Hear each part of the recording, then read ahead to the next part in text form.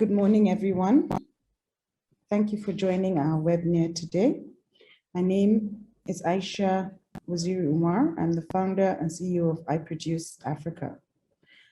iProduce is a virtual platform that provides resources for agri-entrepreneurs focusing on 4 value chains. I don't know if you've been able to visit our website yet, but for those who haven't, we focus on 4 value chains. These are livestock value chain, cotton and garments, fruits and vegetables, and essential oils. These 4 value chains, in our opinion, represent some of the most lucrative business opportunities that there are in the agribusiness sector. So what we've done basically is that we've come up with a virtual ecosystem under the platform iProduce in order to provide resources, information, training, data for people who wish to go into agribusiness in order to facilitate, make it easier by providing those kind of resources for agri-entrepreneurs to start up business. And what we do is, for our training, we have a series of training programs that are at the moment fortnightly on Saturdays. We chose Saturday because we think that's the date that most people would be most available. And just a 2-hour program, not too much information. But after the training programs, we have our membership portal, and members are allowed to send us specific requests. And we are able to provide business advisory services and training for organizations, etc. But this is really a session to whet your appetites. And hopefully by the end of our training session, including today's training sessions, we would have succeeded in converting a few agri-entrepreneurs into the dairy sector, because this is a sector that is extremely strategic for Nigeria. The reason why we decided to choose this as one of this is actually our second training session, is because as you're all aware, we have relied on importation of dairy. And as it is now, with the devaluation of Naira, there is already a decline in imports of dairy due to the devaluation. This means that the opportunities for local industry to fill those gaps, the demand gap, is a huge opportunity which we need to create the awareness for. And that is the purpose of this workshop, is to create the awareness that there's opportunity in the dairy industry in Nigeria. So the program is divided into 2, and we have put up the agenda. I don't know if you can see it. If you can't see the agenda, please let us know. It's there it's been put up, but I'll still say what it is. Essentially, we have 2 sessions.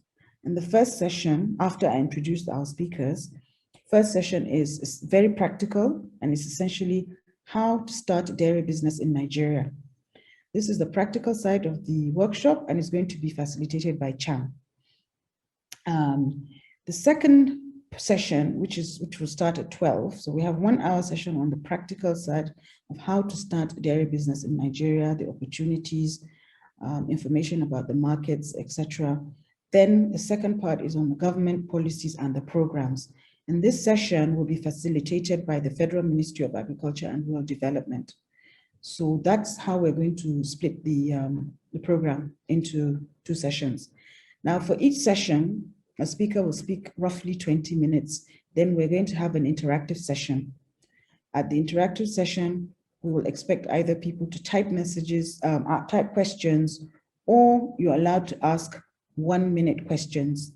We want as many people to participate, so we cannot allow people to speak for more than a minute, ask their questions, and then ask as many as possible so that we can get a feel and have more interaction with more people. So that will be how we're going to proceed with this workshop. Now, the next part of it is the speakers. I'd like to now introduce the speakers. Perhaps we can put up their bios, starting with Aisha Bashir. We'll put up her, yes, here. So Aisha is the CEO of Cham, and this is an industry, and I would let her speak about it. Let me not say too much, but just to tell you that Aisha is a foodie. Has passion for food, agriculture, and advancement of women. She's trying to find a solution to the world's growing population, and also trying to create sustainable incomes for smallholder farmers, particularly women. As you know, Nigeria will be the world's largest country in 2050, I think. So I can't see the dates. Yeah. So, so we do have a population, right? Yeah, 2050 is correct. So we do have huge markets for dairy. So Aisha basically has a lot of knowledge in the private sector. She's worked for large businesses. She's worked for publicly listed companies, for private sector and publicly listed companies. She's an entrepreneur. Her expertise is in corporate and startup strategy, expertise in business development, corporate finance, project management, and business and field operations. Her previous roles include consulting for Triple Bottom Line Hazelnut Company, distributing 10 million hazelnut trees to 15,000 farmers in Bhutan. As in Asia, she served as special assistant to the CEO of Dangote Group, Alhaji Aliko Dangote, where she managed several projects across oil and gas, food and cement industries, as well as the philanthropic programs of Dangote Foundation. She was a co-founder of Pegatech, a leading mobile payment service provider in Nigeria, and she's worked as a business analyst for Accenture. Aisha has 3 degrees, one from Stanford University in the United States. As you know, Stanford is one of the Ivy League top universities in the world. She also has BA in international, she has BA International Relations from Stanford, and she has an MBA and an MS in environment and resources. So we have somebody who's very capable. She's a Corona Primary School, Lagos student. So this is Aisha, and Aisha will be taking the first session, which is on the practical aspects of starting dairy business in Nigeria. Like I said, she's the CEO of Cham, and so she's in a very good position to tell us about her experience starting up and how she's grown in I think a very short time. I think it's going to be a very interesting session. The second speaker is Mrs. Tai Sholarin. She's actually the acting director of the Federal Department of Animal Husbandry Services, and she's a national coordinator of the Livestock Productivity and Resilience Support Project, the LPRESS. This is a project of the federal government. She's going to tell us about it. It is hopefully going to transform the livestock industry in Nigeria. So it's going to be another very interesting session. She has a bachelor's degree in animal science and a master's in communication for social change. She's a fellow and a member of several professional bodies, including the Nigerian Institute of Animal Production. She's a member of the College of Animal Scientists of Nigeria, the Animal Science Association of Nigeria, and then she's a member of Communication Initiative and Nigerian Aid Society. She has experience in the livestock sector. She has participated in major government policies, coordinated and monitored programs on livestock under the agriculture development projects. She's represented Nigeria in collaboration and partnership events with international organizations on livestock matters. She's developed and implemented programs in the livestock subsector over the years, and she oversees the functions and activities in the Department of Animal Husbandry Services and the LPRESS. As a professional who contributes to livestock policies and programs, she has won many awards for performance and academic excellence, such as the Best Performing Staff Award in the Federal Ministry of Agriculture and Rural Rural Development, the Queensland Dean's Award for Academic Excellence, Austrian Alumni Lifetime Achievement Award for Excellence, University of Minnesota Food Safety System Scholarship Award for Public Health, just to mention a few. She's married with children. So we have two ladies in this session, and there's me, so that's three. I hope we have a very interesting and interactive session. And thank you so much for joining us today. I will now hand over the floor to Aisha Bashir, the founder, CEO of Cham, to talk to us about dairy business in Nigeria. Aisha, thank you so much for agreeing to be part of this. Aisha happens to be a member. Aisha is a member of the I Produce Advisory Board. So she's a family of I Produce family as well. And I'd like to welcome you again and look forward to an exciting session. Thank you very much. So like I said, there will be a question and answer after she speaks. So please write down your questions on the chat, or you can wait until she's done and then we will allow you to ask questions. Thank you very much. So Aisha, over to you. Great. Good morning, and thank you for having me. I will just share my presentation.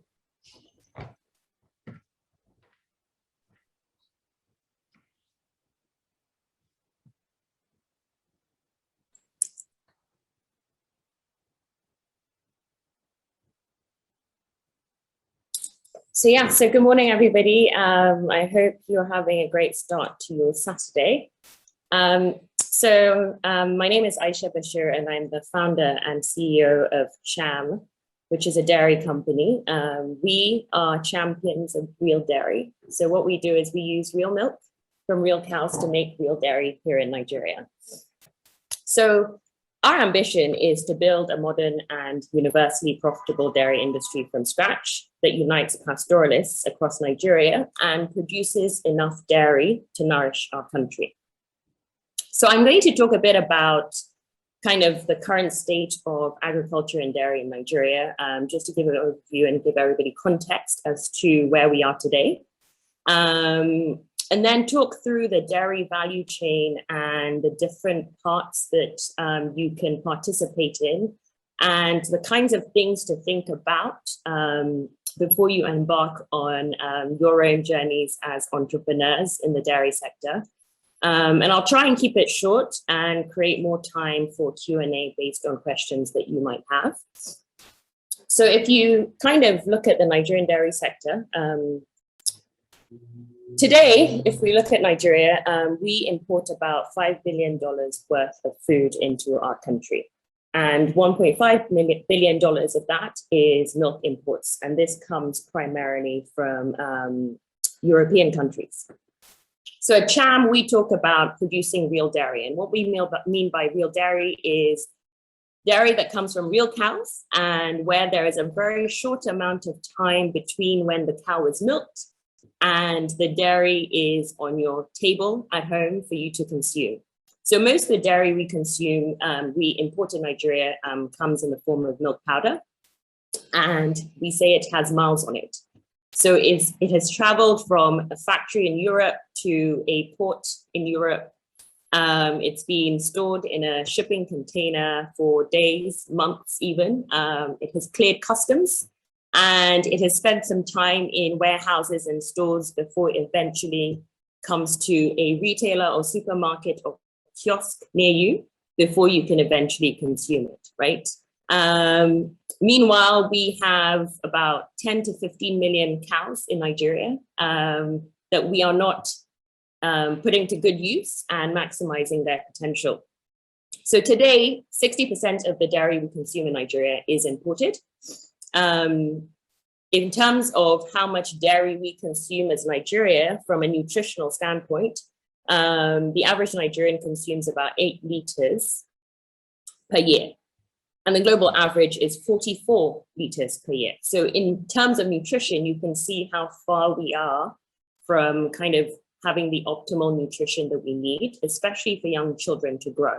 So today, 44% of Nigerian children under the age of 5 are stunted, which means that for their age, they are below the height that they should be.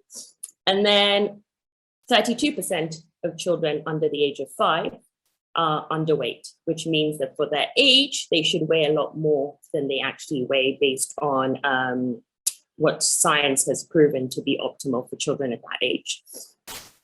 Today, if you look at our labor force in Nigeria, only about 35% of our population works in agriculture. So what this means is that if you look at the statistics, in the 1990s, about 50% of our population was working in agriculture, and that percentage has dropped drastically, right? So the question then is, who is going to continue to produce the food that we need to eat? As in the beginning from my bio, you heard that Nigeria is going to be the 3rd largest populated country in the world by 2050. So we're currently at about 200 plus million people. So who is going to grow the food that, whether it's 300 or 400 million Nigerians by 2050 will consume to survive? I think that's a big question that we need to be able to answer today if we are going to ensure we have food security in the future.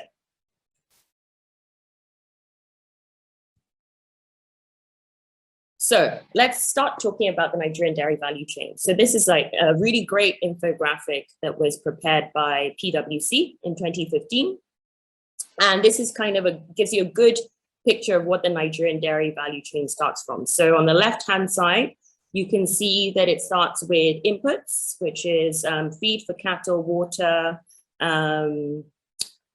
veterinary medicine that the cattle need to stay healthy. And then what you can see, which I think a lot of people don't quite realize, is 95% of what is locally produced in Nigeria comes from pastoralists.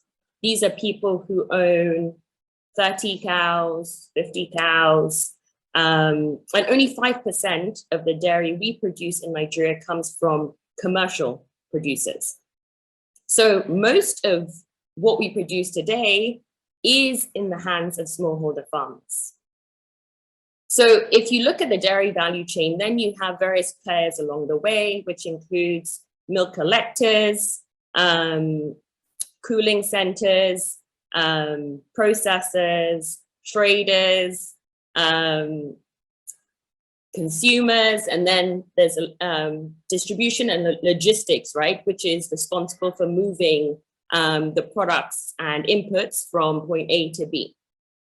So I just want to kind of bring you back to the attention just to kind of get a good understanding of what I'm talking about. Again, 95% of what we produce locally is produced by smallholder farmers, and only 5% is produced by commercial producers. So these are established companies that have their own, largely have their own cows, have their own processing centers, and produce their own products. So then if you look at it, 80% of what we consume in this country goes directly to consumers from smallholder farmers. So imagine a Fulani woman processing milk, making it to kindirmu, and selling it in a nearby market or any hub within a city, right? So 80% of that's how it is consumed today. So let's talk a bit about what it takes to start and where you can play. So let's look at the kind of the early part of the value chain. So if you're interested in going into the dairy sector in Nigeria, I think the first thing you have to do and ask yourself is, what do you know about the dairy sector? You need to spend some time doing some research, but not just online research or reading books, but actually talking to people in the sector, and visiting farms and visiting processing facilities to see what people are currently doing today. So reach out to players in your state, in your city, reach out to people, schedule calls, interview them, ask them about what they do, what their challenges are, what it took for them to start, how much they had to invest to start, how much they had to sacrifice, because it requires a lot of personal sacrifice as well in terms of your time. So that gives you a good idea of whether you are ready and whether you have the necessary tools required for you to get started. So when I started, that's what I did. I traveled across the country. I visited different dairy farms. I visited different facilities. I tried to, through my network, get connected to different people to speak to them. I traveled to Senegal to go and see what they were doing with dairy there, to learn from a company that we built a relationship with. So it's really important to just get a really good sense of what you're getting into before you start. The other thing I also did was I went to the various regulatory agencies and authorities that oversee this area. So the speaker who is going to be speaking in the next session, Madame Winnie, I actually spoke to her and spent some time trying to understand what the federal ministry was doing in dairy and livestock management. I also engaged with the FCT livestock dairy department as well. It's important to understand that there's the federal level, but there's also the state level. So it's really important to also spend time understanding what's happening within your state and speak to the various actors that are influencing decisions and also actively involved in dairy within that state as well. I also kind of tried to spend time understanding what the regulations were for people who are producing products in the dairy sector. So NAFDAC is the agency that regulates dairy products. So spending time to understand what the NAFDAC regulation says, what the requirements are, going through and reading the detailed circulars they put together to guide people in the industry on what they need to do to establish good manufacturing practices. So there's a lot of knowledge that is, you need to kind of go out and seek from different places. Unfortunately, a lot of this data is not nicely packaged in PDFs that you can access online. So you have to actually go out and gather the data yourself and make sure that you are up to date on what's going on in the dairy industry as well. I think that the other thing to ask yourself is really try to understand what the costs are. So I think a lot of the times people don't spend enough time kind of thinking about developing a business plan. And it doesn't have to be something really extensive, but really trying to understand what does it cost? What would it cost for me to start, right? As little as what are the licenses that I might need to get, right? If I am operating a vehicle and it is within my state, are there certain licenses that I will need to procure for the vehicle to move around? As little as if I'm going to hire people, who do I need to hire and what are my obligations as an employer? You need to pay payee, you need to pay pensions, right? So a lot of these costs can add up. So you need to really try and familiarize yourself with all the little things, you know, because the little costs add up a lot. So you need to know what are all the little costs that you will have to incur if you're going to start this. But let's go back to kind of the infographic and look at the early part of the value chain, right? Because I think it does get quite overwhelming for a lot of people when they look at the full value chain to figure out where they play. It's a lot. And it's really important to kind of break it down into small components. So if we start from the beginning of the value chain, which is just looking at inputs, right? in order to get yourselves to the point where you can have milk, cows need to eat and they need to drink water.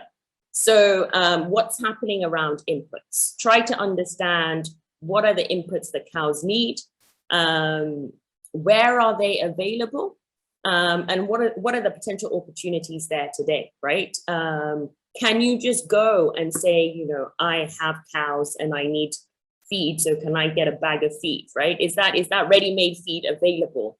If it's not, is that something that you can go into thinking about producing feed for cows? Secondly, cows need to be looked after, and their health is extremely important. So what is going on around veterinary medicine? What are the things that cows need? What are the routine vaccinations that cows need? Is that available today? Is there a gap in the market? Can you go into providing veterinary support as a service, right? And don't just think about it as supplying these services to the large, big dairy companies. We have 95% of the output comes from pastoralists, right? So can you market these services to that smallholder farmer that has 30 cows? Because they know that cows need to be healthy to survive. So they're willing to pay for services that enable them to keep their cows healthy. So can you reorientate your mind around providing services to smaller players, right? And not just focusing on the larger players. Then if you're moving along, then it's milk collection services, right? So today our value chain is broken. The connections between the different parts are missing. So how can you play a role in connecting these different parts? Today you have a lot of pastoralists across the country. Can you play a role as an aggregator? Can you create relationships with pastoralists in different areas and create a system where you can aggregate their milk and then sell on to somebody else who is going to process it? So there's lots of opportunity in this area because there's not that much going on there, and it's really an open field for you to have your own impact and put in your own way of doing things. And what does it take to be an aggregator?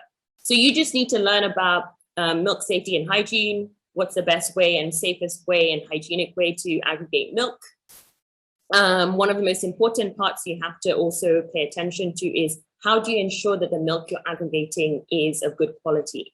So you need to understand the various tests, easy, simple tests that you can do to figure out if the milk is good before you purchase it, right? So what you don't want to do is purchasing bad milk and then going to a processor and the processor rejecting it because it's of poor quality. There are really simple tests that you can carry out by yourself in the field. And so you can do a lot of research on that information. It's available online. So the other thing about being a collector is you have to figure out what you're going to do with the milk to preserve it before you get it to your off-taker. So milk needs to be cooled to 4 degrees within 3 to 4 hours of milking a cow. So if you cannot get your milk to a off-taker within that time, you need to be able to cool the milk. So you need to look into different ways of being able to cool the milk. You know, I've seen systems that are pretty basic, right? So they put the milk cans in drums that are in an ice bath, right? They blocks of ice with water and they put the churns in there, and that's how they cool the milk, right? So sometimes you can think of very basic rudimentary ways to do these things until you're able to build things up and invest in proper cooling equipment.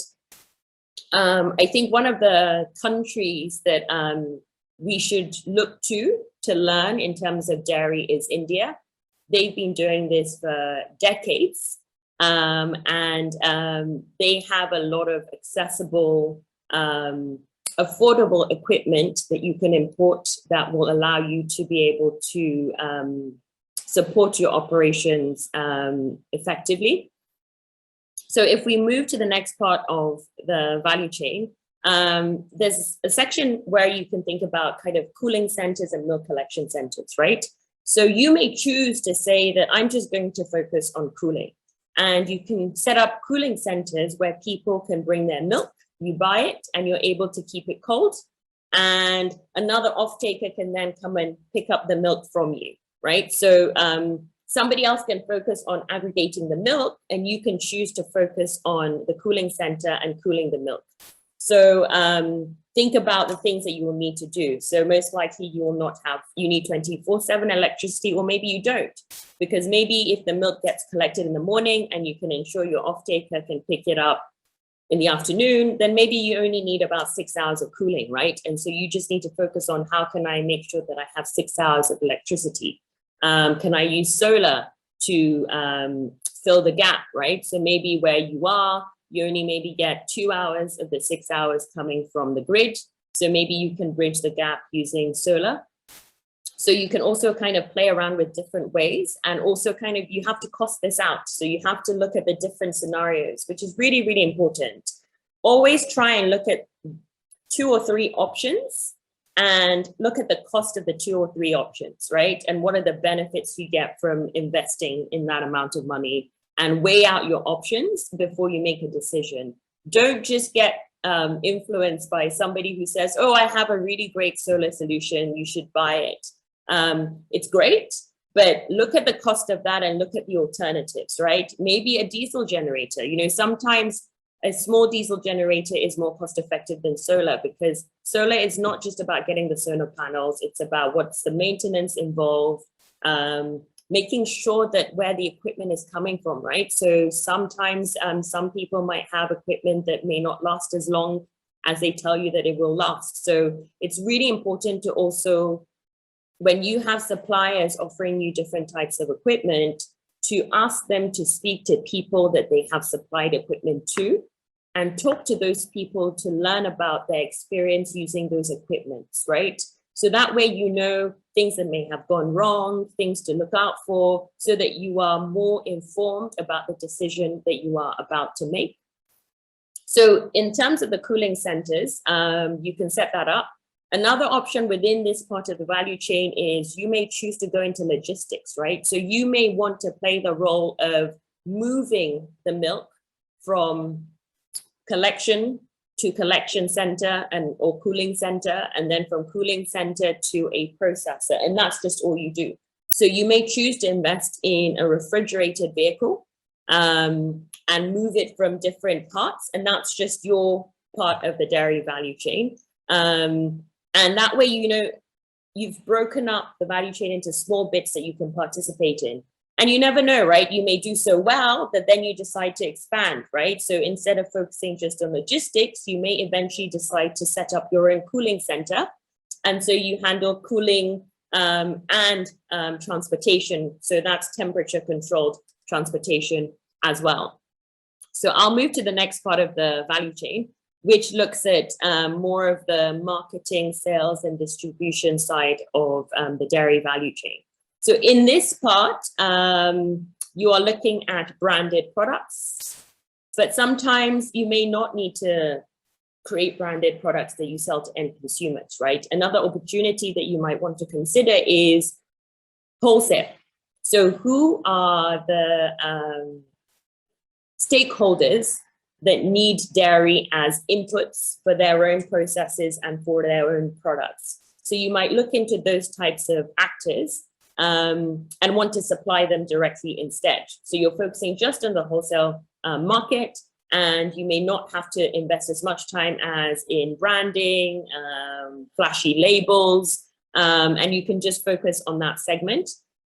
But what it takes to kind of play within this area is you need marketing skills. You need to invest in really, really attractive branding. You need to think about packaging. What kind of packaging are you using? Is it easy to access, right? So a lot of people in the industry use packaging that is imported. What does that mean to you? You know, the Naira to dollar exchange rate is about 540 Naira to the dollar, I believe. So you need to think about, how much will I need to import to be able to sustain my business, and how much can I source locally? So think about spending more time thinking about minimizing relying on imports in terms of the different things that you need for your business, and kind of designing and planning around what is locally available. So I think packaging is one of those things people don't spend time thinking about as much. And really, it can add up, the costs around packaging. So invest in time in terms of looking at packaging and seeing whether or not the costs make sense for you. In this area, also, you need to build relationships with retailers, kiosks,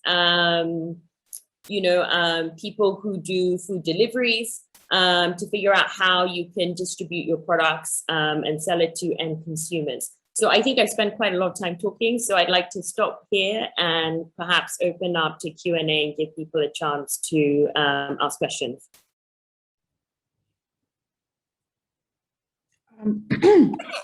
Aisha, thanks so much. That was really interesting. I can't believe the time has gone so fast. Yes, we will open up for question and answer. And could we have a few hands up, and then we'll give you all just a minute, please, so other people can ask questions. After a few questions, Aisha can respond. So please, the floor is open. Those who are interested in speaking, please put up your hand. Don't forget to just 1 minute, please. Thank you. Floor is open.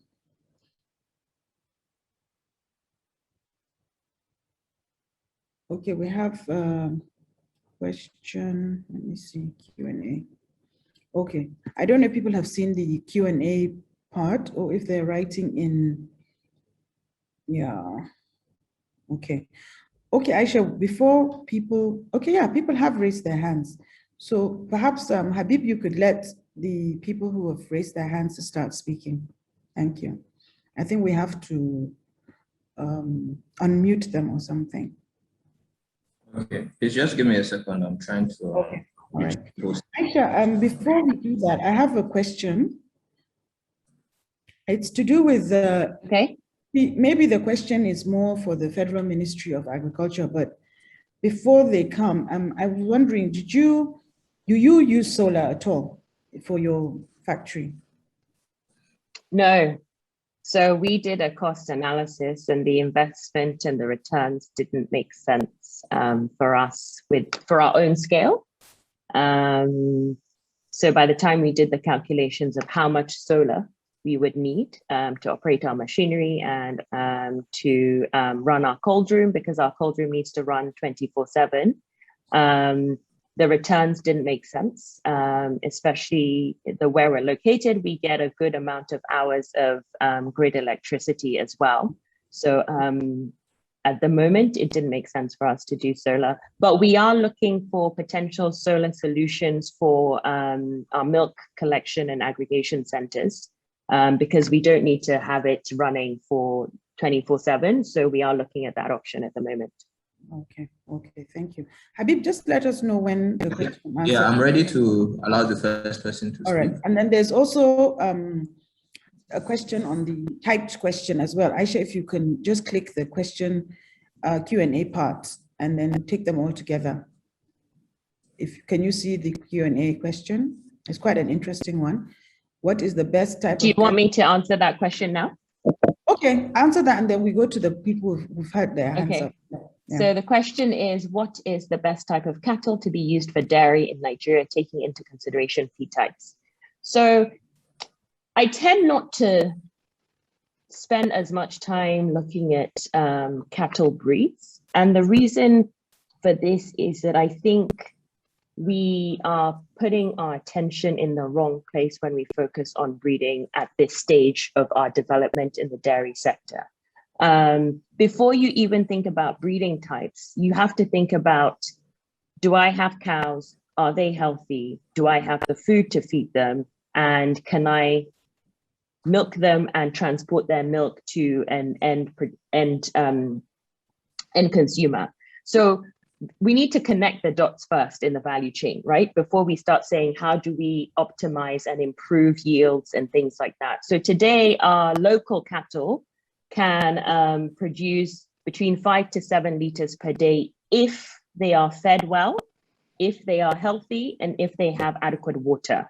And I think that in itself isn't bad. If you have 15 million cows, 30% milking, and they're each producing 7 liters of milk a day. That's a lot of milk daily, right? That's available to support the Nigerian population. So I think, and maybe, I don't know if this is maybe not a satisfactory answer based on your question, but I really haven't invested time in different breeds, because I think it's really important to think about what can we do with the breeds that we have right now and maximizing their potential.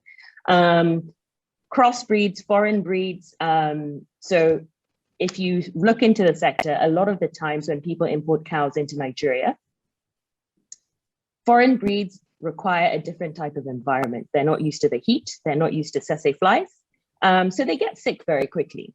They also require a lot of food and a lot more water. They're huge, right? If you compare them to our own cows, they're huge in size. So they require a lot more input to keep them healthy and to make sure that you're getting the yields that they promise, right? A lot of times people don't invest that money. So what happens is someone imports 200 cows into the country, and 6 months later, 90% of the cows have died.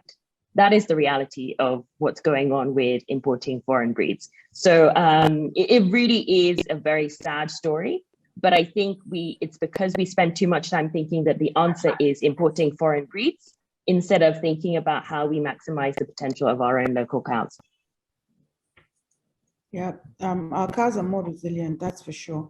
So, okay, can we answer thank you, that was an excellent question and also a good answer. Thank you, Aisha. So I'll ask a few people to speak, and then there's also more questions on the Q&A. But first, let's give a chance to the people who've put their hands up. Thank you, to speak. Okay, so I'll do it in order of that people raise their hands. There's Gambo Garba. So please go ahead if you can unmute your mic. Yeah. Can you hear me? Yes, we can. Yeah. Good morning. I produce. Good morning. I must begin on a very lighter mood. I produce seems to have an Aisha value chain. Aisha, Aisha, Bashir. Yes, Aisha's, and the many participants. Aisha's joining. Thank you. So congratulations and well done. Thank you.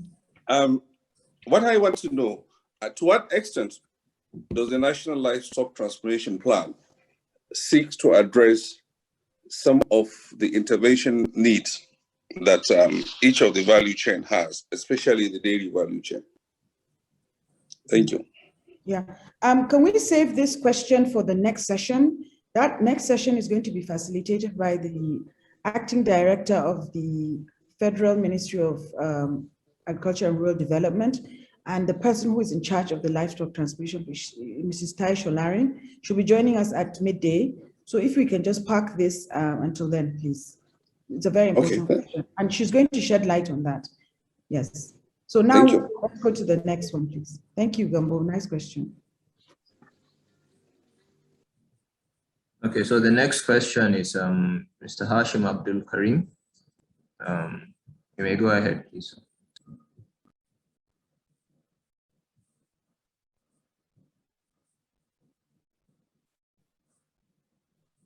Hello? Yeah, hello. Please, you may have to speak up. It's a bit faint. Okay, can you hear me now?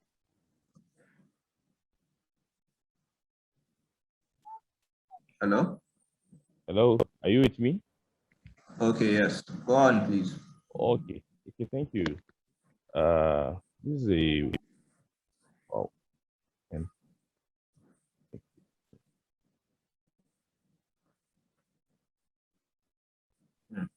Sorry, I can't hear anything. I'm not able to hear the question. Okay.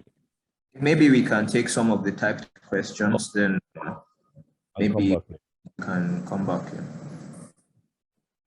Could Hashim, could you just type your question, please? Thank you.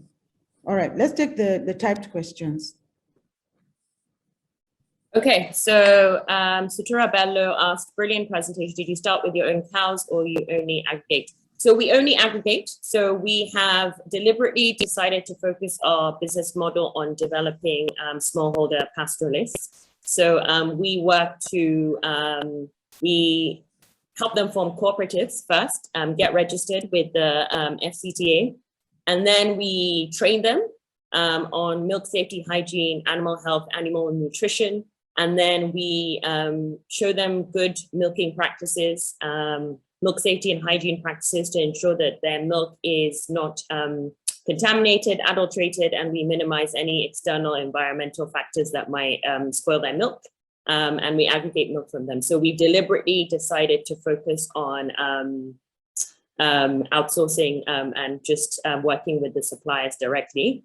As one of my colleagues says, his way of describing what we do is that we are like, think about Uber. So we're the Uber for dairy, right? So we are a dairy company that doesn't own our own cows. So that's kind of one way to think about it.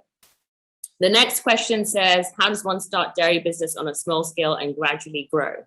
So as I said in my presentation, trying to chew on the whole value chain all at once is going to be a lot, and it's going to be difficult. So you have to ask yourselves which part of the dairy chain, value chain interests you.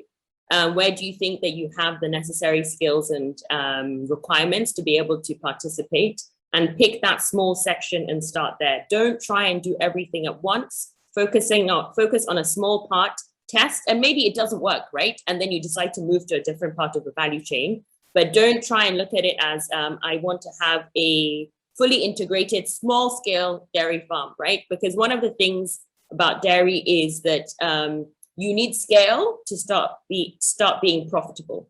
So if you try and chew everything all at once, then it's going to take you a long time to get to scale, take you a long time to get to profitability. And unless you have patient capital and you have a lot of money to keep you going until you grow to that size, then it's going to be very difficult to sustain your business.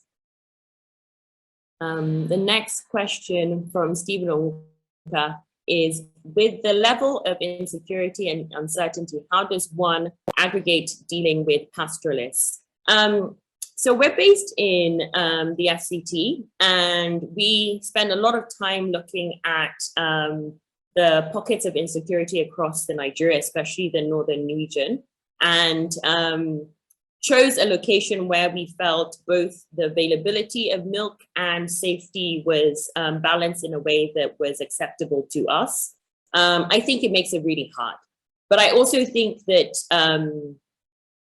as Nigerians, insecurity happens across states, across the country. So you have to ask yourselves, how do you de-risk insecurity, right? And a lot of it is around going into communities and building relationships built on trust. Because once you build those relationships built on trust, a lot of the concerns around insecurity start to diminish, right? Because you have relationships with your pastoralists, but you also build relationships with local leaders, right? Local influencers. So you need to invest that time getting to know the people in the area, who the different influencers are, who the traditional leaders are, who the politically appointed leaders are, and try and build relationships, telling people what you're planning to do, who you are, introducing yourselves.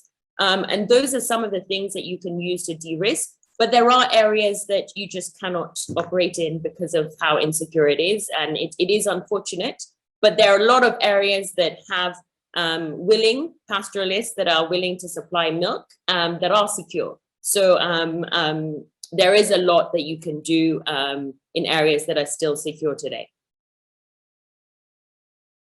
Should I continue with the questions? Yes, please. Yes, please. We still have a few minutes before the next session. Thank you. Okay. So the next question says, I'm Mustafa Usman from Niger State. I intend to expand my farm where I farm rice and maize of about 1 hectare each. Now, how can I raise funds to expand my farm to at least 7 hectares each, including the purchase for land, equipment, services, etc.? Thank you. So I'm going to try and answer this. I don't work in the rice or maize value chain, so I'm not very knowledgeable. But just simply from a business standpoint, what I would say is right now, the question you have to ask yourself is your current farm profitable, right? So are you able to maximize the potential of your current farm? So with the inputs that you're using, is the rice and maize you harvest, right? Is what you sell from that still allowing you to cover your costs and a bit more? And then how long can you save those profits to say you want to expand? So I think if you have 1 hectare each, that I'm assuming you have 2 hectares today and you want to grow to 7, but maybe you don't need to jump to 7. Maybe you want to try and jump from 2 to 3 to 4 and make sure that you're still able to keep your farm sustainable as you grow instead of trying to make that jump. However, what I would advise is sit down, do the numbers, look at what the costs are to go from 2 hectares to 3 to 4 to 5, all the way up to 7, and see what it is that you can manage based on the funds available to you today. There was a question. Some of us in the Southwest are already being harassed for keeping cattle because some people believe we in the Southwest should not go into cattle and milk production. What do we do? Again, I think, you know, there's a lot of negativity around cattle rearing. I think we use the word pastoralists, not herders, because in Nigeria, we've turned the word herding and herders into a very negative term. And we don't like to use it because there's just a lot of negativity around it. I would say that where you start is you look at your environment, you look at your community, you look at where you're operating at, build relationships with people, try and explain to us what it is that you're doing, build trust with them, engage with them, because it's all about relationship building, wherever it is you operate in, whatever value chain you're operating in. So spend time getting to know the people in your community, build relationships with them so that, you know, because it's a trust issue, right? They may be afraid of you if you have cattle. So you need to spend time building trust and getting people to know you and to know that you are trustworthy. You're not here to create problems. You're just here to create a business. Think about how you can even bring them into your operations, right? Is somebody in your community able to supply you with feed for your cows? Is somebody in your community able to, is there a local veterinary doctor that you can work with that's able to look after your cows? So start thinking about how you can find ways so that it's a win-win situation within the communities that you're operating in.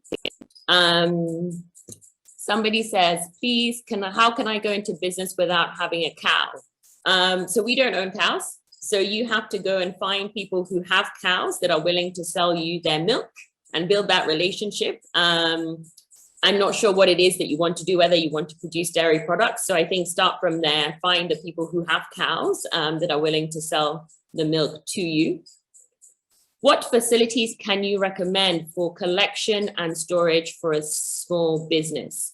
I think it's very simple for a small business, right? For collection, you need milk cans. So you can start with aluminum cans, which are less expensive than stainless steel. Stainless steel is the best, but you can start with aluminum milk cans. You can use them to store. So you can find cans that are 10 liters to 50 liters in size. So depending on the size of your operation, you can figure out what cans you need. For storage, you just need to be able to have tanks that are built, stainless steel tanks that you can use to store your milk. But again, if you're storing milk, you need to keep them cold. You need to keep the milk cold. So you need to think about refrigeration as well. The next question was, did you have investors starting up? Yes. So I do have investors. So you can't do this alone, right? You need to find people who are going to support you in different ways. And it's not always financial, right? There are people who just have a lot of connections that can introduce you to the right people. So some of that help can come in the form of funding. Some can come in the form of knowledge. Some can come in the form of connections and networking. So we had a combination of different investors and advisors that were able to support us with these various things. As a dairy company in Nigeria, have you got the necessary corporation and policies from the FG that makes it easy for your company? Unfortunately, the answer is no. I think that, you know, we have policies and a lot of our policies are good and they say the right things. But when it comes to practically how those policies are implemented, depending on which part of the country you're in, it's a different story. a lot of the support that we have received is from people who are more in the private sector than in the public sector. It's just been difficult. But I think what I've learned is that you are probably going to get more input and resources working with your local, your state ministry than the federal, because the state ministry has more knowledge and involvement as to what's happening in your state than if you look at things from the federal level. I think it's in terms of, there are a lot of these grants and, COVID relief things happening and they're being offered. The reality is very, very few people actually end up getting those things. It's not really accessible. You apply and you often don't make it through to the final cut. So it is difficult. Personally, I've tried to focus more on the private sector and how different players in the private sector are able to support. We've gotten support a lot from foundation outside Nigeria. So there are a lot of stakeholders outside the country that are looking to support young people. There's, MasterCard Foundation is doing a lot around youth and agriculture. So we have also been able to tap into resources from those players to be able to support us. But in terms of the public sector, we are still hoping that there will be opportunities for us to get further support, but we haven't been able to succeed in that so far. Do we still have enough time? Yes, please could you go on, because there's some very important questions that we can answer. We ate into the 1 hour. We didn't give you a whole hour. We started about 4:15, so we have about 10 minutes.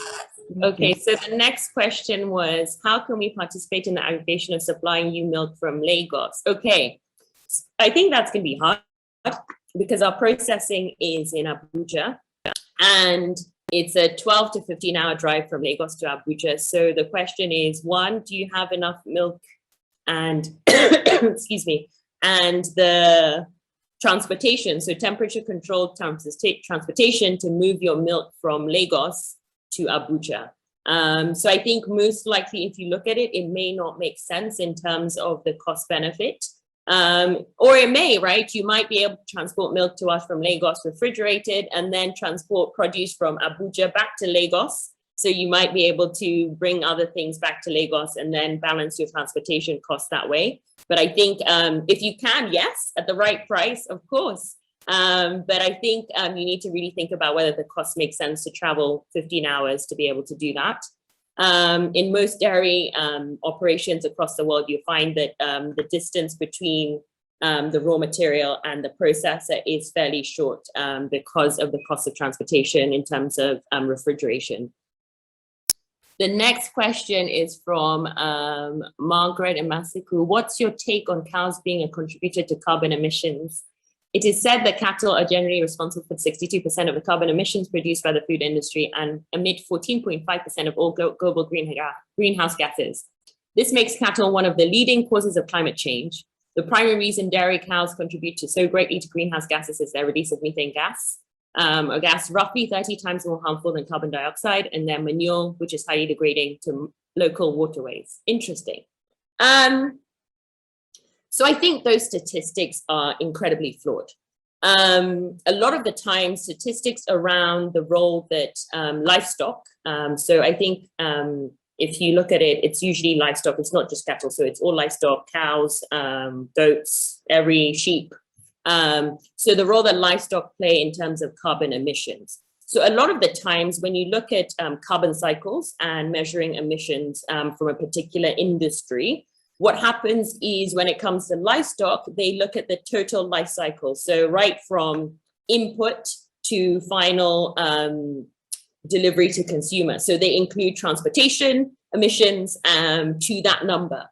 But if you just looked at livestock, fossil fuels exceed livestock, right? In terms of carbon emissions. So I think that for me, I find those statistics incredibly flawed because they're not comparing like for like. right? So I think if you now break it down to try and compare like for like, those numbers aren't that staggering. Secondly, if you look at it, a lot of these carbon emissions are much higher from livestock in developed countries because of their intensive farming structures. So in countries such as Nigeria that have underdeveloped dairy sectors and dairy value chains and livestock value chains, our carbon emissions are significantly less, right? Because we are not participating in that intensive agriculture that they participate in more developed countries. So that methane gas, release is probably in volume very small in regions like ours than they are in other areas. But I do think that we need to start thinking about what did the West do wrongly in livestock management that led to these high emissions, and what can we learn about the things that they didn't do well, so that as we are starting our own kind of milk revolution, so to speak, how are we adopting sustainable livestock management practices to avoid those mistakes and reduce our own contribution to emissions. In terms of manure degrading local waterways, I think that's just a practical thing, right? So how are we managing our farms? Where is the manure going to? Today, there's a lot that you can do with manure in terms of biogas, right? And transforming that into an energy source. So I think that it isn't that livestock farming means that it leaches into local waterways. Manure is the best natural organic fertilizer that you can use, right? So it's just a question of, are there poor practices of managing manure as opposed to manure itself is bad?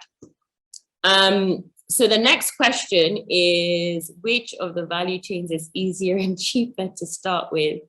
I think that's a tough one.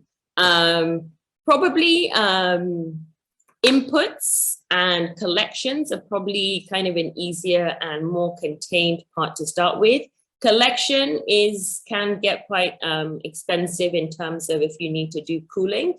But if you find a way to get milk from your, between when you milk and to your processes within 3 to 4 hours of milking, you don't need to refrigerate. But once it passes that 3-hour mark, 4-hour mark, then you need to be able to cool the milk. I think that there's a huge opportunity in feed, right? In being able to supply feed to smallholder farmers, right? These are people who can buy 1 bag of feed, 2 bags of feed at a time. So how can you supply feed to a large number of smallholder farmers that will need the feed for their cows? I know a lot of people don't think that people want to pay for their cows, but there is a big deficit in being able to explain and show how better feeding leads to more milk, which leads to more earnings, right? I would suggest also looking to work with companies like ours. So we don't want to do everything in the value chain. So we're always looking for partners who can take on a certain part of the value chain and provide services to us to support our operations. The next question was, what should one expect when going to this? What were or are your biggest challenges? I think one of the challenges we had was just how shocking it was that a lot of the things that you need are not available in this country. So someone asked a question about, milk cans, for example, right? Right now, if you need to buy milk cans, nobody in Nigeria produces milk churns, either aluminium or stainless steel. So you have to import milk churns to be able to have them available in Nigeria. It seems so simple, but for us, I think that was the most challenging thing. That a lot of the things that we wanted or needed to sustain our operations, we couldn't get locally. Another one, I'll give you an example, is we use these tablets they're called Rezazurin tablets, and you use them to test your milk for spoilage. Basically, they tell you what the bacterial load of the milk is, right? You cannot buy Rezazurin tablets in Nigeria. We do not manufacture them in Nigeria, so we have to import them from the UK. It's a very basic, tablet, right? It's made from, I think sodium and chlorine and a couple of other things. But these are things that we could easily manufacture here, but nobody is thinking about our value chain and what inputs we would need. Vaccines, right?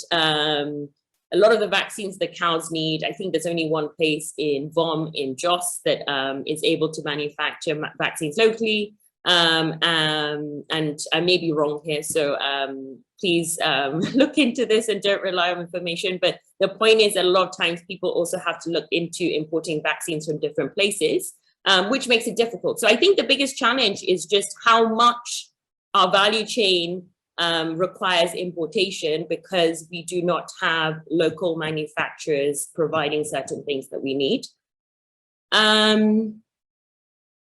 Next question.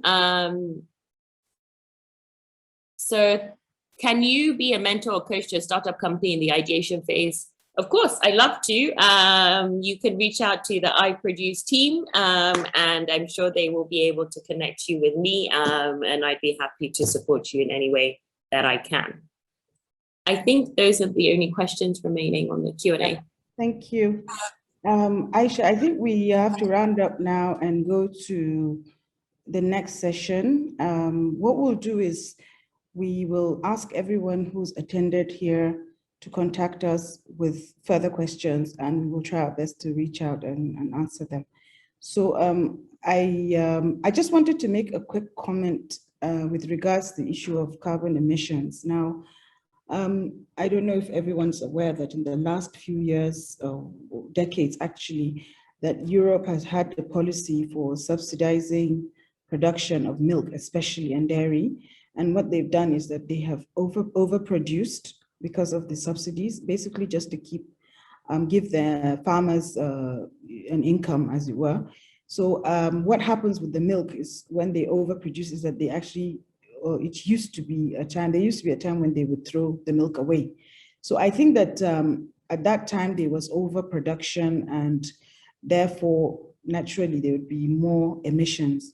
But now with the WTO Addis Ababa declaration, where government has agreed to stop export of subsidies, it has changed this now. And I think we will balance out and there'll be less emissions. But this is not for this topic. Yeah. Okay, so I will now just say thank you to Aisha and I've introduced the second speaker, and what we'll do now is to switch to the second part. I hope Aisha will stay with us, and in case something comes up. I will. I'm here. Okay, so I have to get Mrs. Tai Sholarin to join. Mrs. Sholarin, are you there? I understand she's on. I'm just looking for Habib. Could you, Mr. Sholarin, are you there? We want to unmute you. I can't see her. Yes. She might not be using her own system. Yeah. She might Okay, not what username? Sorry? What username might she be on? Because yeah, that's what I'm trying to figure out, actually. Trying to figure that out. I'm not sure. I'll have to put in a call and find out if that's okay. If you don't mind, Aisha, there's still some more questions until I figure out where she is. If you don't mind, I'm sorry.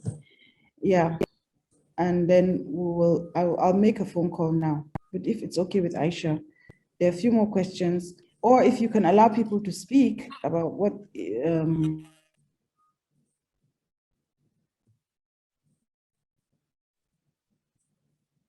Okay, so I think there's one question that came up, which is, do dairy products reach up to main degree? Unfortunately, not quite yet, but hopefully in the new year we'll be looking to that.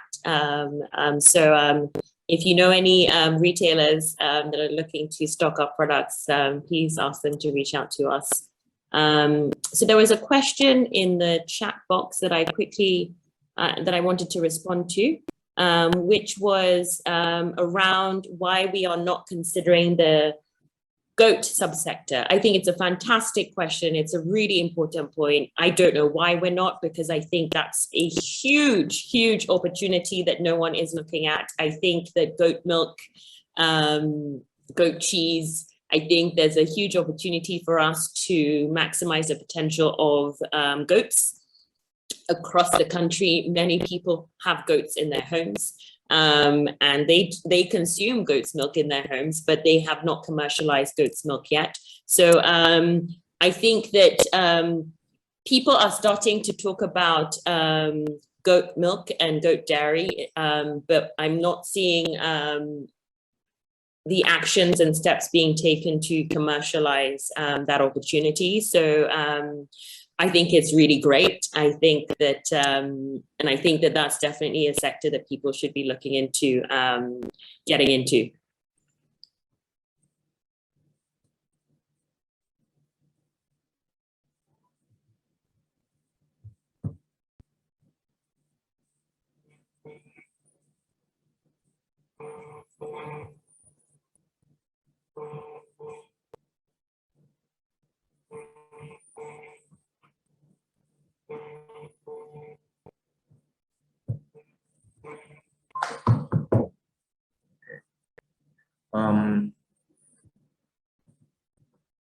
There's a person that wants to speak, Sutra Bello. So let me allow that before we can get a hold of the second speaker.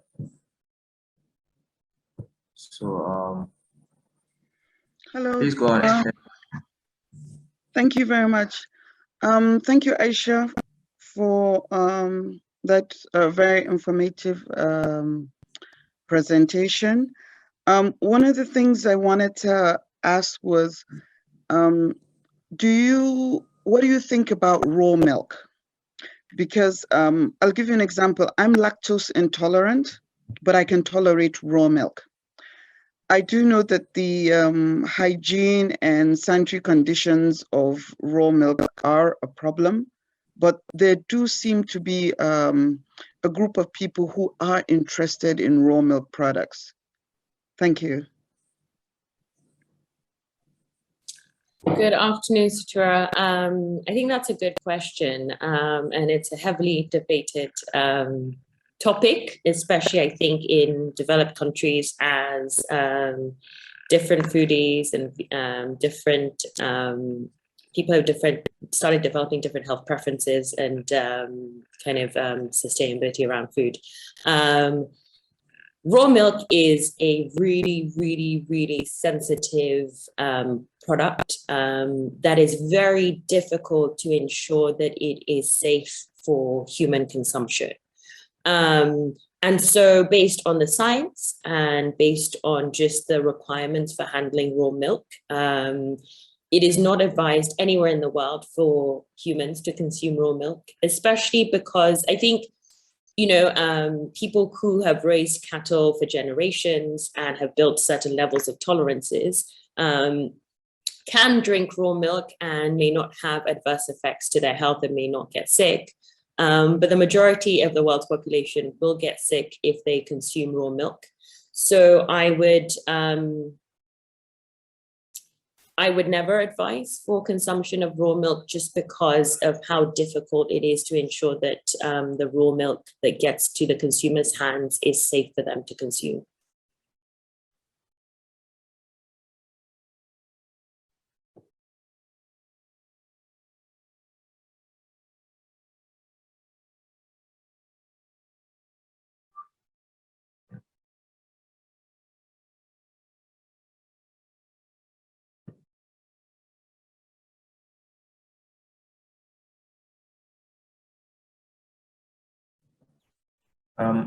Aisha, please,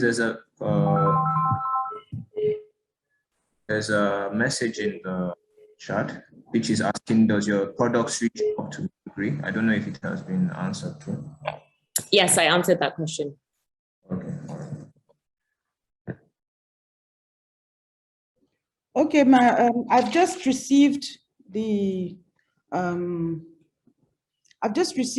presentation by the ministry, by Mrs. Winnie. Apologies for the delay. You know how these things are. She had some challenges with connection, but we've got a presentation now. And Habib, it's on your email. Please, could you upload it? And then I will confirm what name she's using so we can unmute her. She's supposed to be a panelist, so she's supposed to have a different access. But please, could you upload the presentation, please? And everybody, maybe we can take a 2-3 minute break until she joins. Well, don't go away, but we do need a few minutes until she joins. Okay, I'll put it up.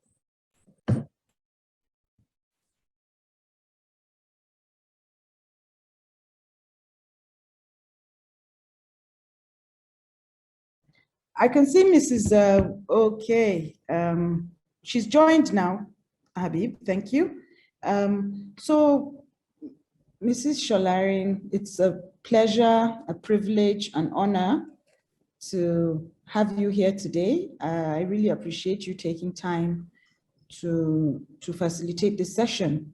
I know how busy things are at the ministry now, especially with you trying to drive the livestock transformation, and so much is going on at the moment. So we've just finished our session with Aisha Bashir, and Aisha basically gave us the practical aspects of dairy business and things that she's had to do in order to start her business. So without much ado, I'd like to please give you the floor to start your presentation. Thank you. And thank you for your patience, everybody. Here's Mrs. Tai Sholari. Thank you. Welcome, ma'am. Thank you. Thank you so much, Aisha. I will just say that it's Lai Sholari, so that you might have Tai in the house, Tai Sholari descendants in the house. So that they don't just get body. Okay. Oh, there. Okay. Tai. Yes. Tai Sholari. Yes. Okay. Thank you very, very, very much. First, I will thank iProduce for this opportunity, and I will thank all the participants for their patience. I will thank Aisha Bashir. I missed your presentation, so you'll have to do a personal one for me. I really would like to hear you. Fun fact, we met many years ago. You may not remember me, but I do remember we had a very interesting conversation about snail farming and snail exports. Yes, I do remember you. We've come a long way. We should, Aisha Omar, we should have something like this for all the women that have come this far. I think it will do a world of good, talking to ourselves and then making recommendations for way forward. So I would definitely arrange that. Okay. It will be very interesting. Thank you. Yes, it will. So thank you very much. My presentation is going to be very brief. Since we have heard from Aisha, I will be talking from the policy point of view. I'll give you a bit of intro and what the government is thinking. What are we really thinking? Where is our mind? What is going on in the mind of government, and what is government hoping will happen going forward in the dairy industry? I will also want to delve a little bit about how you can start a dairy business. I know that Aisha had said something about what she has done, but I will really talk about how you can get into the business from the government perspective, and many other areas you can come in, not directly, but indirectly, and still be in the dairy business. So we can move so that as we go on, my outline will help. So next slide, thank you. So by way of intro, the dairy farming, as we know in Nigeria, is mainly subsistence. That means we depend solely on our pastoralists for the milk that we all take, fresh milk and yogurt. Aside from the few percentage that we have imported into the country. We also have some commercial farms, and they just form about 5%. Now, these figures that I'm putting up are figures that might keep changing because of our inability to have our data management right. However, we will not be far from the truth. It will just be maybe plus or minus 5% degree of error. Then our feeding systems are free range. You know, that's where we have the problem of farmer header conflict. We still have free range. That's why we still have cheap milk when we get there. And sometimes you see rotational way of grazing. You also see zero grazing, particularly in the very highly commercialized dairy farms. And then sometimes you see a mix of all of this. The predominant breeds that we have are the Sokoto Gudali that we know, and the Zebu breeds. Sokoto Gudali is one of them. And we also have the Bunaji, which is the popular white Fulani. And I've had to talk to a lot of people about this, and I've said that Sokoto Gudali will give you milk. Right now, we look at Sokoto Gudali mainly from the beef point of view, but frankly speaking, Sokoto Gudali is also a dairy animal. If we want it to be, if we take care of it and encourage it to yield milk, because of its body conformation, it can give us milk. And Sokoto Gudali is one other breed that you can very easily cross with the exotic breeds because of its body conformation. We also have the, no, you're going so fast. You also have the exotic breeds, the Frisian, the Jersey, and the Simmental. These are all dairy breeds. Frisian might be very, very popular, but we should not rule out Jersey and Simmental to also give us milk. Now, our demand as at 2016 stood at 1.3 million metric tons, and the supply was 700 metric tons, giving us a gap at that time of 600 metric tons. We see as we go on how this has evolved. Remember that our human population that we expect to consume this milk is also projected to jump to 433 million by 2050. I'm trying to bring to the fore the huge potential that you have in the dairy industry. Can we move up a bit? Next slide. Now, for the National Dairy Development Program, we are looking at increasing our milk production by 50%. A very tall order, yes, but it is not impossible with all the programs government is putting in place. When they materialize and when they become operational, it will be quite easy for us to achieve this. And when our instrument of measure become even more strengthened, it will be easier for us to pick up every drop of milk that we currently produce. And then we are hoping that by 2023, we should be edging towards self-sufficiency in dairy and dairy products. That might look very, very ambitious, but it is not impossible.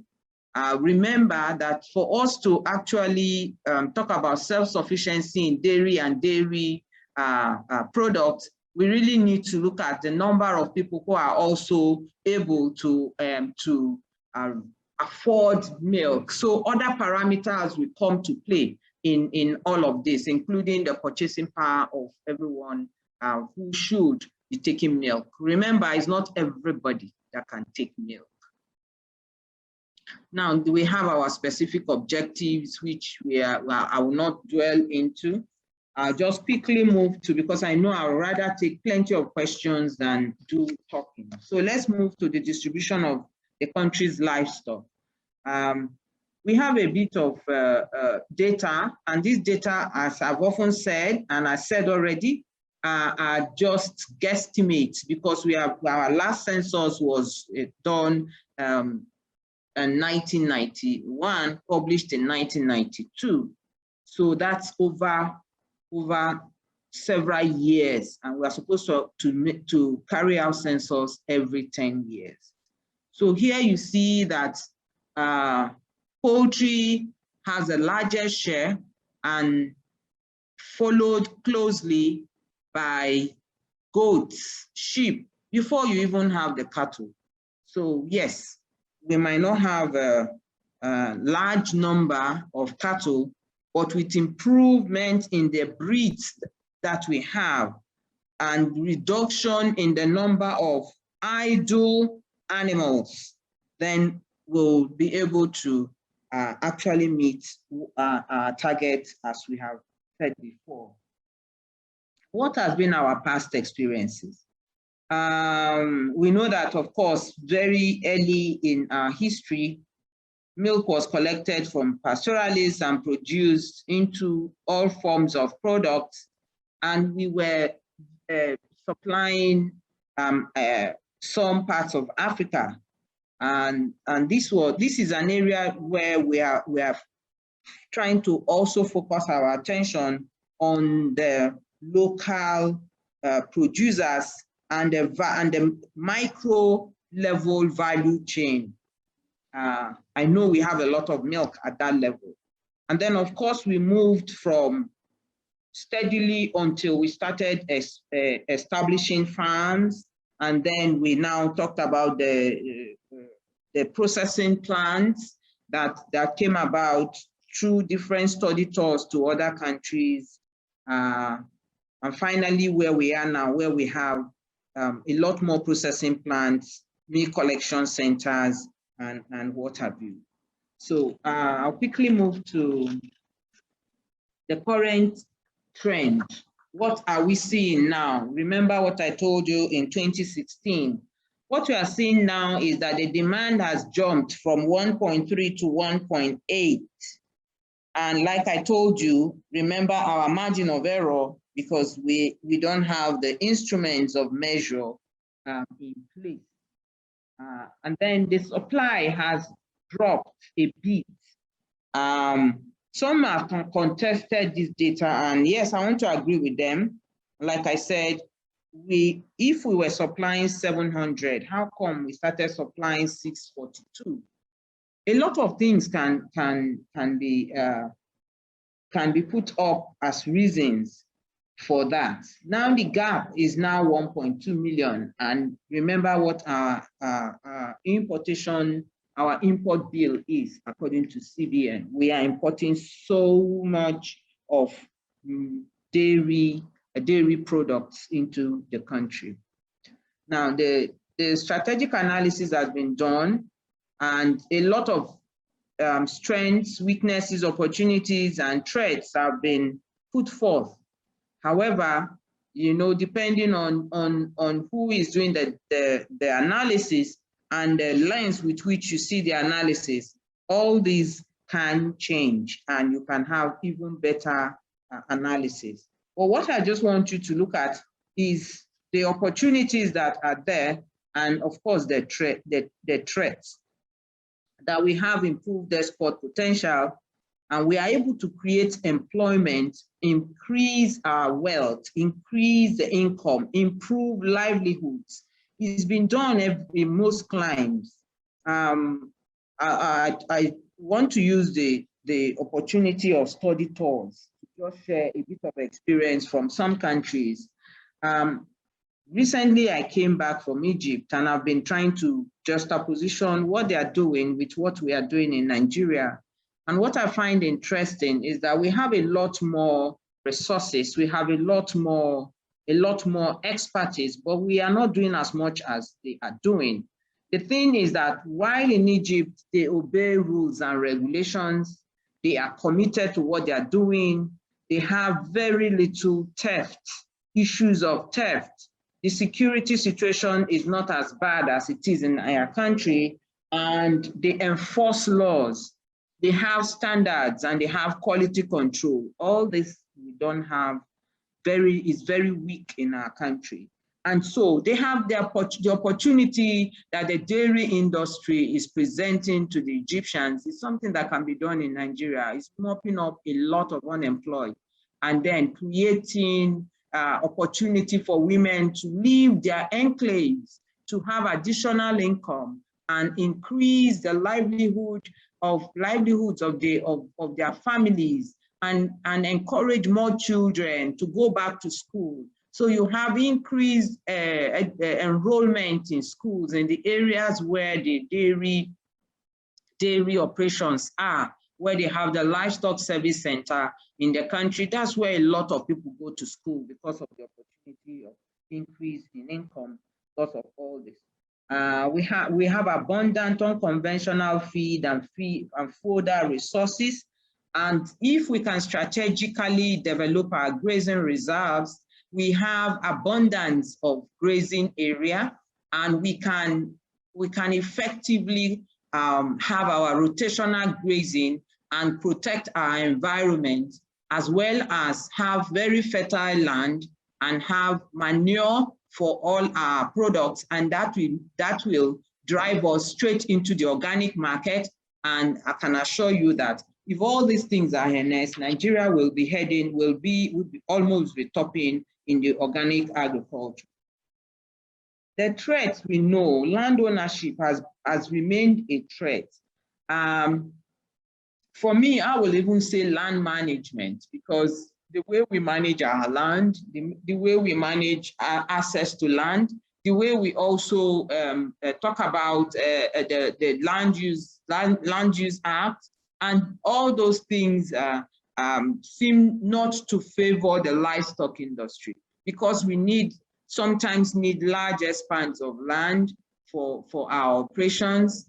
And the women who should be in the forefront of this value chain don't even own land. So it is actually how we manage it, how we manage the land mass that God has given Nigeria is also there. Then our reduced potential of animals is also a big threat. But I know that with all the government interventions, once we create awareness on the need for breed improvement, I know that we'll do better. Of course, access to inputs and continued importation into the country without due regulation is also a threat, because we can't compete favorably with those importations. But there is a way we can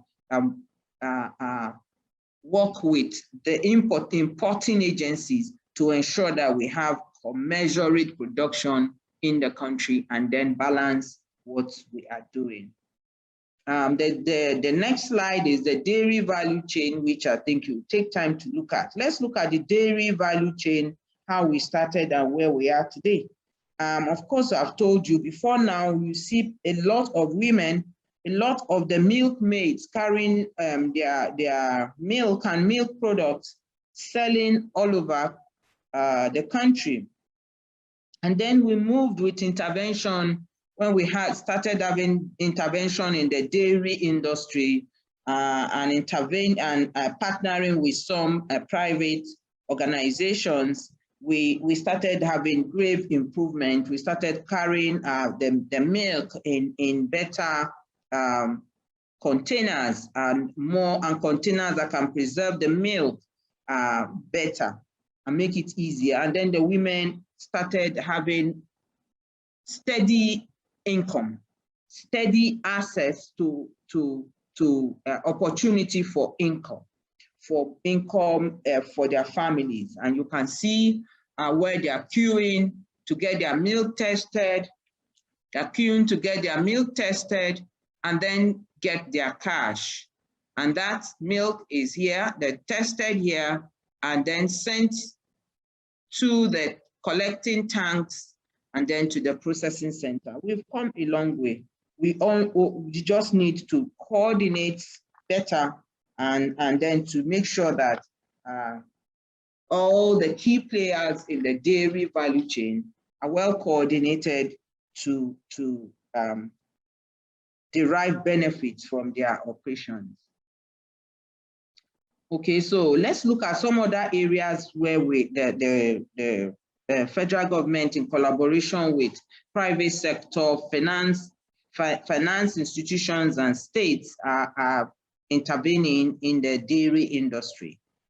We have the breed improvement program. We've currently launched our national livestock breed improvement program. We are currently in Kano, Niger, and Oyo, and we are moving to additional states this year, 2021. And 2022, we keep covering until we cover the whole country. The intervention in Kano is already yielding grave results. Now the private sector are aware that government is interested in the dairy industry in Kano, have intervened by artificially inseminating some of their cows, and they have moved in now to expand the number of animals and to provide more infrastructure. And the more people are interested now in joining the dairy, Kano dairies, and even starting their own cooperative.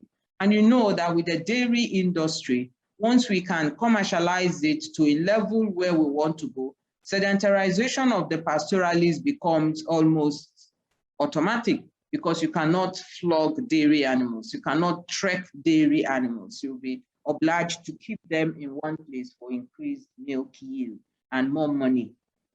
Then we have the commercial pasture. We are in the process now of launching the National Pasture Development Program, but for the procurement process that is making us procure pasture seeds a bit late, we will have launched this before now. However, we are looking at end of September, October to launch that, where capacity building, the provision of pasture, development of field for pasture seeds, and awareness on the need for pasture development will take the center stage. Then we have improvement in the way we do things, in the way we collect milk, in the way we process milk, partnering with private sector to come in and collect milk at milk processing centers, put in place by government and also put in place by the private sector.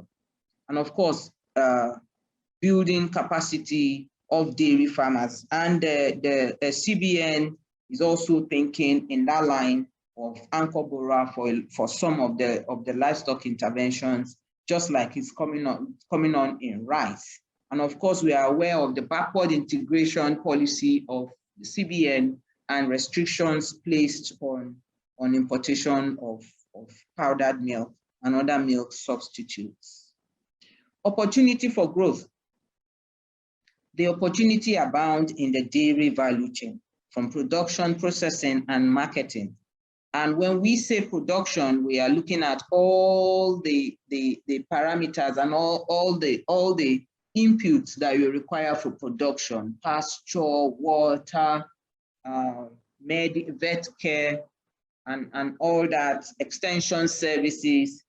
We have huge opportunity in the dairy value chain, just like most livestock value chains. And we can also, even as much as even creating opportunity for people who all they want to do is to cluster the dairy farmers, to provide capacity for them, provide extension services, and hold them until the milk produced is accepted and money begins to come in. So there's so many areas you can enter the dairy industry. You don't have to be a producer, you can be a service provider. And there are many services that we require for that industry. Of course, I've told you, you've seen it, we are growing in our numbers, and the animals are not growing in their numbers as we are growing. So the tendency for us to always require more milk will be there. And so improved breeds are key. So you have opportunity to become an inseminator if you so desire, get the training, get a bit of support from government, and go from community to community, inseminating their animals and providing extension services. The opportunities are endless. Okay, I've talked about this before: innovations, infrastructure, knowledge, the shift in practice. All these are potentials, and all these are what will help create that opening and opportunity for entrance into the dairy industry. There are so many areas that we have not even touched. Marketing is one of them. Marketing, creating awareness in the nooks and crannies of the country, and marketing dairy products. There are places where they are not even aware of what is going on, and those places need to be opened up and provided with dairy products, which the dairy products are tied very, very much with nutrition. So we can't overemphasize these opportunities. I'm concluding so that I can take good questions. Of course, Nigeria is a huge market. And remember, with the African free trade that we have now, a lot of African countries will want to bring in their products to Nigeria. So here we are, we too can expand our own processing, expand our own potential, expand our own investment, and also export to other countries. I know that we have security challenges, but it's not going to be here forever. And somehow it's being addressed in the very best way that government can. And there are other places where you don't have these challenges. So let us explore all these areas and get into this dairy industry in a way and manner that before we know it, we are producing enough that we can feed that we need, and we're exporting happily and making money for ourselves and for the country. Thank you very much for listening.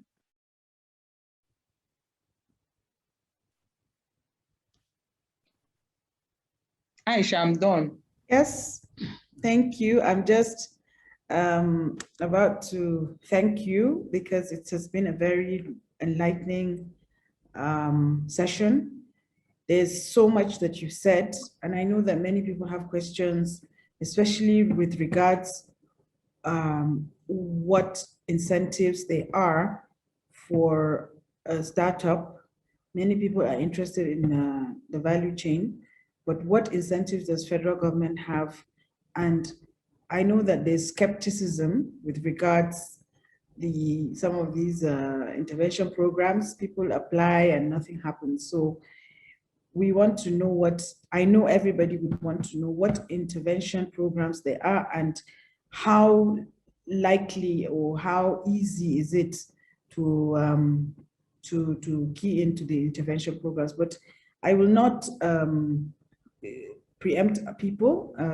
I've asked people to type their messages because that way is neater. So we already have a question and answer part of this on the screen. If Madam, if you don't mind, if you can click your Q&A, it's on the extreme right. You'll see the Q&A, there are 5 questions. Then maybe you can answer them. Can you see them? Yes, I can. Okay, so if you don't mind, please just take the questions, and we have about 15 minutes. Thank you very much. Okay. Okay, I can see that we just have 2 questions. 5 have been answered. Is that on that screen? So I can go on, I can. Yes, please. Yes, please. Then I'm sure people will start to ask. I have some, but I don't want to take the space up. So let you first answer the ones that you can see, and then. Okay. Yes, thank you. And so the first one I can see here is, how does one get financial support towards starting a dairy business? You know, first and foremost, our belief is that we need financial support to start any business. It's not all the businesses that you need financial support. Some of the businesses, you already have what it takes to start the business. So what I will always require, or what I will always request, is that if you want to start a dairy business, or any business for that matter, that first and foremost, what you need is your commitment and your zeal, and you tell yourself the truth. Do I really want to start this business, or am I starting it because someone else is in that business? Once we can answer these questions truthfully, then we are on the right path. And then we put down exactly what we have in mind, because we are going to be discussing with an expert. what do you have in mind? I'll give you an example with myself. When I thought I should start a small business, because that is all that government functionaries can do, government officials can do, I said I wanted to start a poultry business. And I put down on paper that because I am not going to be there always, and because I don't have that time, I'm going to start with the least I can. So if you want to start a dairy business, for instance, start from the rock bottom. If you want to go into production itself, remember I said there are other businesses. So that's what I mean when I say which area, what do you really want to do? Do you want to be a service provider, or do you want to go into production? Each one has its risks, and each one has its own pros and cons. And the one you want to go into will now determine where you want to go. Then what scale do you want to start? Then you now talk about the finances that you require. You first see which one can I get from family support, savings, so that you don't get your neck deep in loans. Then you start with that, and then you grow. Well, I started with 1 cage because I was dealing with my salary and 60 birds. But today, from the money from these 1 cage and 60 birds, I have over 250, almost getting to 300. I have not borrowed any money, and I am not ready to borrow. I will continue to turn this money around. The same thing with dairy. You can start, if you have a plot of land, you start by planting pasture for the dairy businesses, for the dairy producers. You don't have to get into production. So there are many areas of the dairy industry, dairy businesses that you can start. So talking about getting the financial support, you need to know how much money. Sometimes we might even link you up with someone or some agencies that can support you without so much of finance from outside. And then government can also give you support, not in terms of naira and kobo, but in terms of incentives like inputs and services. So it goes beyond government financial support, and you should think more about getting a business plan up and running that you can see which area you are going, then it can help you. The other question says, how do you improve the yield of our local breeds from 1 to 3 liters to 10 liters per day? You can do that by artificial insemination because that is faster. You can do that. And if you have your animals and we know where you're already into production, we know where you are located. If you are located around where we are working right now, you can be assured that once we get your details, you can send your details to Aisha, she will collate. Then we can get you a service provider to artificially inseminate your breeds at no cost to you. The only cost will be that you have to assure us that you have to feed, take care of them as soon as the insemination is successful. The other person says, please, how do we get trained to enter into the milk collection phase? Like how to determine the quality of raw milk and storage. Very interesting. I would like to know where Adeyinka Ajanaku is exactly. Oh, you are in Ibadan. If you are in Ibadan, that's very easy to do. We will link you up with Faceland Campina Wampo, or we link you up with our officer in Oyo, and you will join in the training for the dairy value chain. And from interacting with them, Adenike, you'll be able to tell what you really want to do. Because if you want to determine the quality of raw milk, you need an equipment to do that. And the storage, you need an equipment to do that. And then I will ask you the next question. Now you determine the quality, now you want to store, what do you want to do going forward? So there are a lot more to it, okay? But get in touch with Aisha, she'll discuss with us, and we'll be able to get you talking with Faceland Campina Wanko already in Oyo and our officer in Oyo. Idris, you are back. Very good. You said, so one can start from marketing before going to production. Perfect. You can start from marketing a lot of things. Idris, if you have a piece of land, you can start. If we know where you are located, you can be given pasture seeds and capacity building. You can take advantage of this rain, and you can do just a small plot of napier, and you can turn it into silage and sell to the local producers in your area.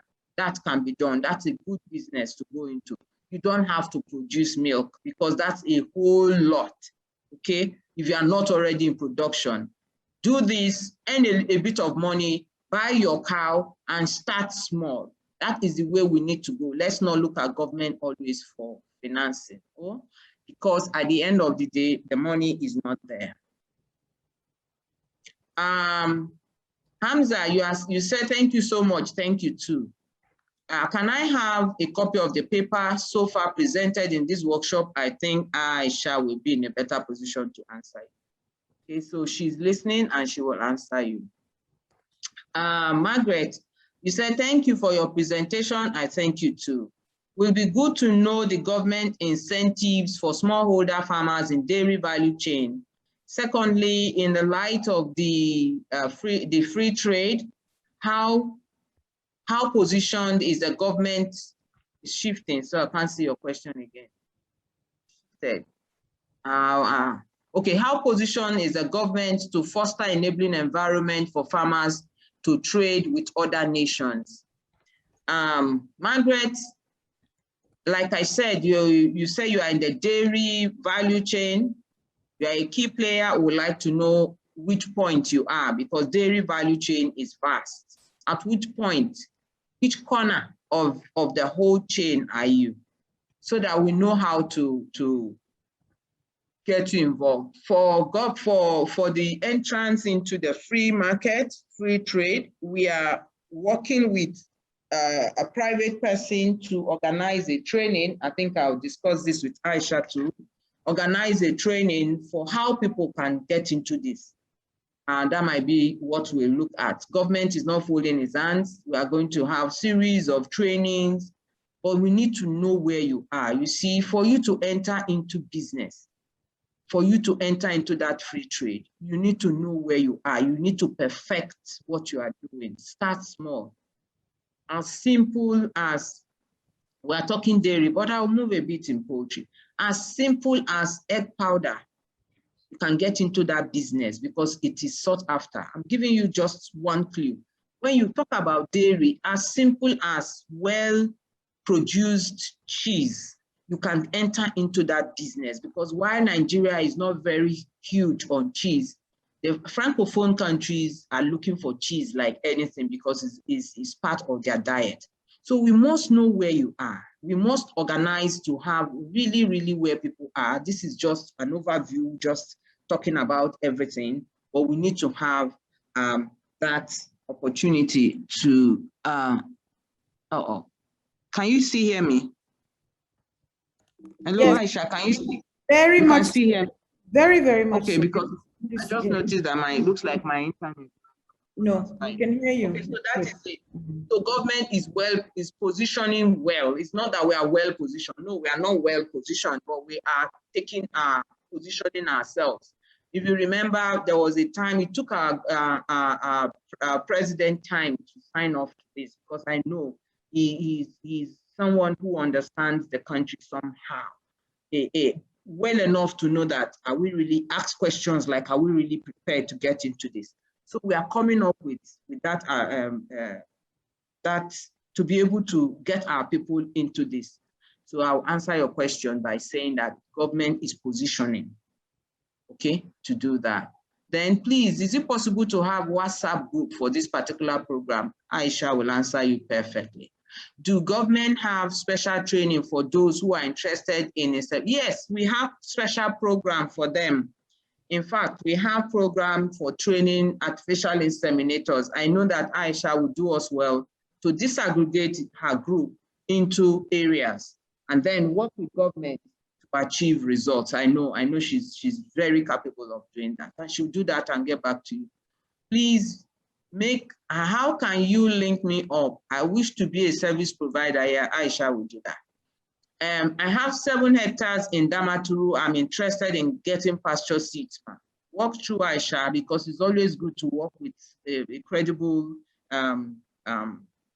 business, a credible organization to get things done, because they can monitor you. So walk through Aisha.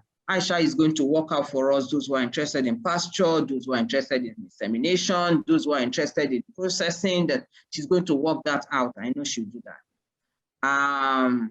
Okay, I think I've taken all my questions. If there's any other one. Okay, thank you. Thank you very much. If there are other questions, I'm very happy to take them. Aisha, you have. Thank you. Okay, thank you so much. That was awesome. You exceeded expectations, and I think you've whet everybody's appetite between you and Aisha Bashir. So we have already reached the end of this program, but before we do, I just want to let everybody know what iProduce is going to do moving forward. This is just the beginning, so we won't leave you high and dry.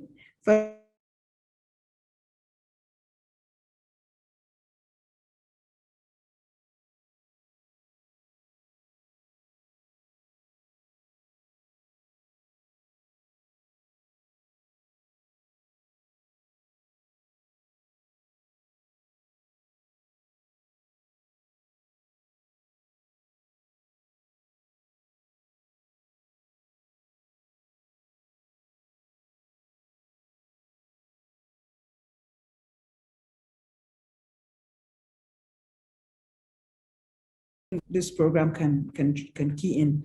So we would encourage you as much as possible to please visit the website.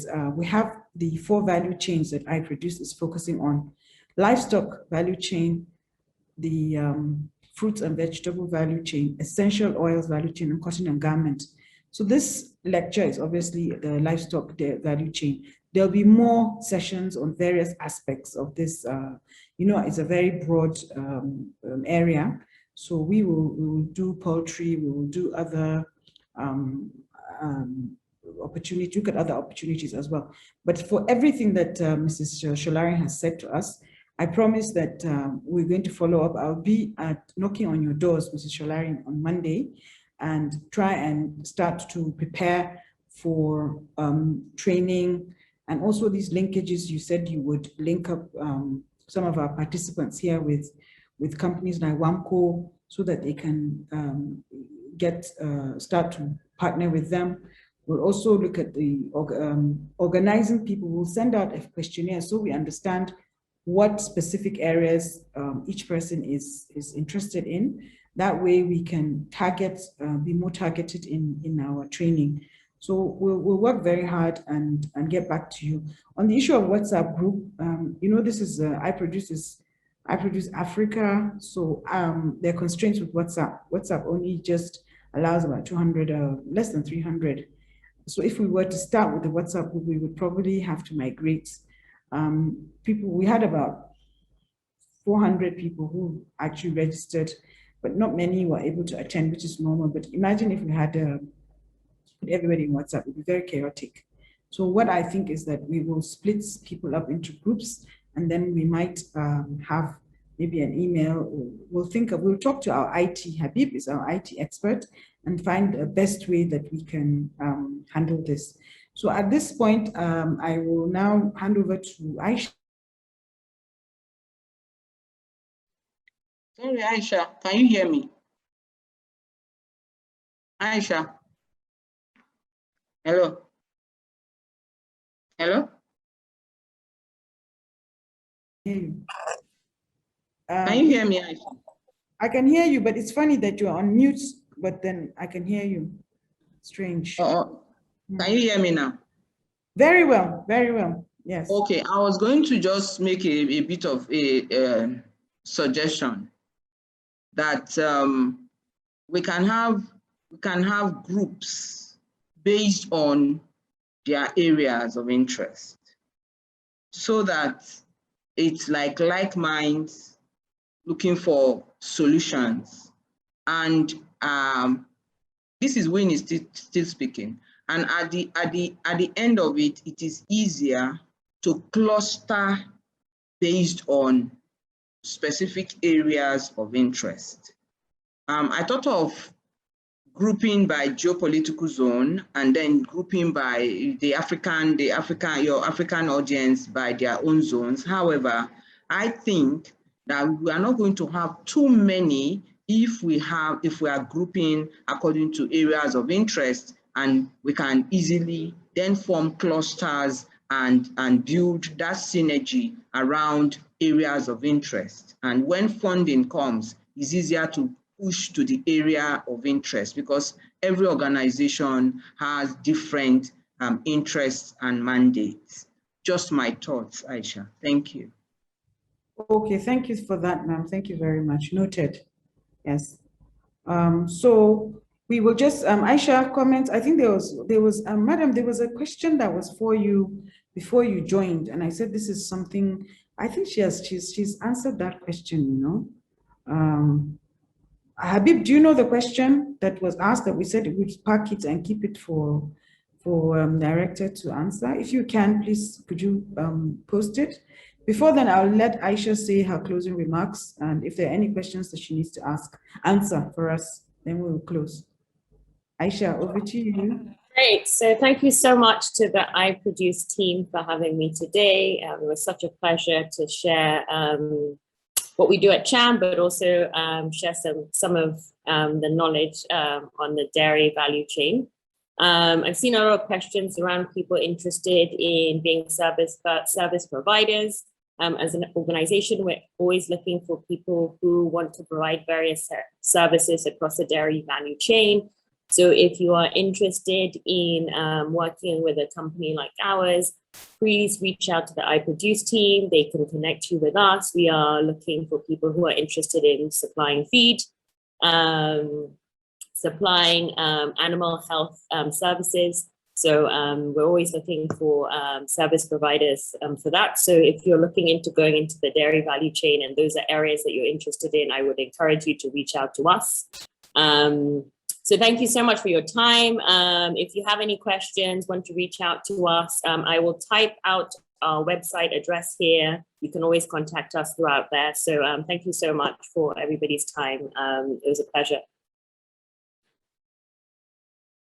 Okay, then. So I think we've come to the end of this. I have to say a massive thank you to Mrs. Sholari and also Aisha, also Habib for the internet, all that you've done. Thank you so much, everyone, and the participants. Thank you for joining, and we're going to do our best to support you and make sure that all that we said we would do, we would deliver on our promise. So, and we have our email details on the link that was sent to you. So you could please send us emails on info on our iProduce email. We promise to answer you and support you. So please go to the website and send us questions. And if you haven't registered as a member, it is really helpful if you do that because there's a lot of information that we send to members. So please go to the iProduce website, iProduceAfrica.com, and then register as a member and then start to use the website. Thank you again. And about the presentation, we will email it to you, the one that both Aisha and Mrs. Sholari, Mrs. Sholari. So I'm still thinking about the first name, Tai and Lai. Okay, so we will send you the email and to those who have participated, and also we will upload on our websites with the permission of the presenters. So thank you, everybody. And at this point, I think we have to close. Thank you again. And we look forward to our next session. In a fortnight, we shall inform you of the next training program. Thank you very much again. Bye-bye. Thank you so much. Thank you. Bye. Thank you. Bye. Bye, everybody. Okay.